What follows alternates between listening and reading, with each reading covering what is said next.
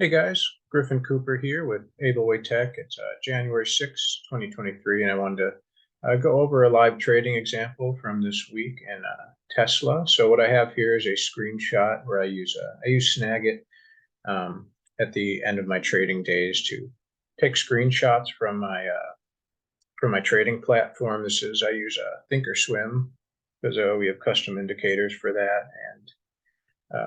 It's basically the whole trading day here. This was Wednesday from January 4th, 2 days ago. So over here we see is the open. Here's the close. The vertical blue lines are the times when I started trading and stopped trading. So we can zoom in on this little guy. So yeah, this was Tesla. And what I've been doing a lot for my trading plan is I wait to find the mover. And what I mean by that is this move down here. So we have a way to calibrate this with, see this frog SD, that's frog standard deviation 3.21. So once it moves down that specific amount, which is a certain statistical calculation we use to see what's the difference between signal and noise while we're day trading for intraday. So once it moves that amount, we know that that's a significant move. So once I saw that it moved down that much, I started stalking it. I have about 10 symbols or so right now that I'm actively trading. So during the day, I'll switch between them and wait for whatever makes this big move down, because that's really our setup. And then once we see that, we see here we use this linear regression 10 period. That's this kind of rainbow colored line. And once we see that bottom out and turn, that's our first signal that this could be a reversal. And then the other thing I just make sure about is this yellow box is my risk box. And I want to make sure that I never take more of a loss than that, because that's my risk. And then I like to see about two of those up to this previous high of this Bollinger Band 10 period, this orange Bollinger Band that we call the dragon. So when I saw that it had come down and the linear regression line had crossed over this purple line, which is a moving average actually on this linear regression, a 3-period moving average. So that's the first sign of a turning point. And then when the linear regression line crosses through this Bollinger Band, that's our signal for entry.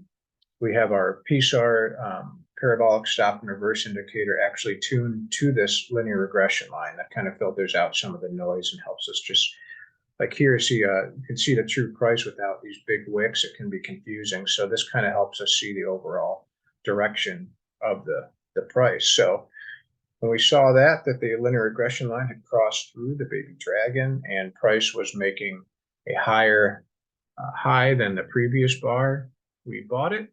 And my initial stop was down here at this swing low of the RL10, which also then coincides with this PSAR flip.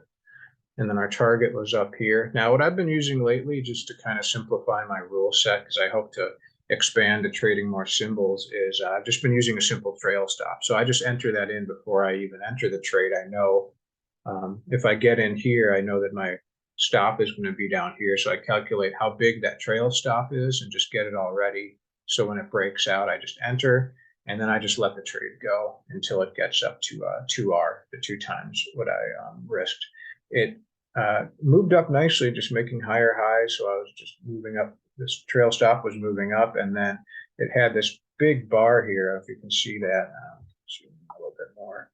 So it had this large bar.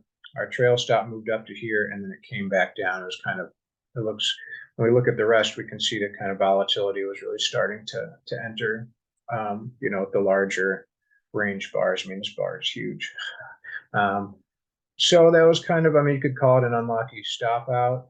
It did end up getting all the way to our target, but we got stopped out here. You can't win them all, but it's still, hey, still profitable.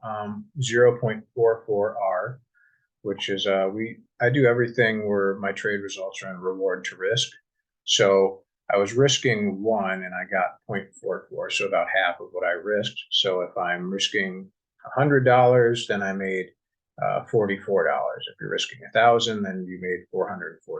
So that's a nice way to calibrate trading performance across different symbols or systems or anything, is to always look at it for reward to risk, and helps me remember that that's really probably the most important thing, is risk control. So anyway, it went up, did that. I put in this orange. I usually put in orange little circles for where I would have maybe was thinking about a re-entry. So we had this big bar, came down, and then as it turned here, I was thinking, I could probably re-enter, and I don't think I would have lost money on that with just a simple trailing stop. Probably would have got another piece, but as far as here, I didn't know that it wasn't going to come all the way back to here, so it's not a bad exit. Could have re-entered, but for now, I'm just doing a real simple trading plan. I don't want to spend too much time trading right now, so I just do, it's like one and done, I call it, where if I have a winning trade, then I just cut it for the rest of the day. So that's why after this one, you see the blue vertical line. And there wasn't a whole lot more after that. It turns out it kind of just went sideways. So this is a really nice setup, though. I'll probably do a whole lesson just about more about explaining this setup and how we calibrate for that, because it's really easy to then have a list of symbols that I can go through, every 10 minutes or so, and just kind of stalk them actively. And once I see this move down, then I know that that symbol is kind of in play for the day. I know that someone's moving this thing around, and there's a good chance for it either to make a move back up to where it was, about an hour or two ago, or the other option is that if this comes down like this, and then let's say I took, the green circle here, I should have explained, is where I entered. So if I entered here and instead it just failed right away, then this initial stop would be a stop in reverse, because then I'm planning that this move can then just kind of like be copy and pasted down. That's why you see this purple horizontal line down here. I framed the trade in both directions, which is really crucial, that we have what we call a critical state here, where it's made a big move down, it's stopped failing, and then it's either at a point where it could either bounce back up or continue failing. People fade that. So that's why I kind of just basically looked at this move, measured how far that was, and then measured that down to here, so that if this failed, I could short it and come and play the move down to here.